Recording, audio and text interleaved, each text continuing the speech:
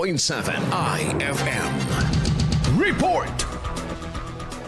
Umpisa na ng pasiklaban ng aabot sa 3,000 manlalaro at coaches sa buong rehiyon sa pagsisimula ng Region 1 Athletes Association Meet 2025 ngayong araw, March 10. Bilang host municipality, maaga nang iniratag ng lokal na pamahalaan ng Baknotan, La Union ang pagkakasunod-sunod ng iba't ibang sports na gaganapin sa mga covered courts at pasilidad ng mga barangay. Ilan sa mga sports na paglalabanan ng mga manlalaro ang billiards, basketball, dance sport, gymnastics, softball, sepak takraw, taekwondo, archery at boxing. Sa Pangasinan, aabot sa 1,000 student athletes at coaches mula sa Pangasinan 1 at 2 division offices ang puspusan naganda para sa pinakaabangang kompetisyon. Dahil dito isasara rin ang ilang lansangan sa bayan sa March 11 upang bigyang daan ng grand parade ng mga delegado. Nag-abiso na rin ang lokal na pamahalaan sa mga alternatibong ruta para sa mga motorista. Pinagting naman ang lokal na pamahalaan ang koordinasyon sa ibang ahensya para sa seguridad, logistics at transportasyon ng mga delegado sa venue na magtatagal hanggang Sabado. Kasama mo mula dito sa IFM Digupan, ito si Idol Jam Victorio. Tatak,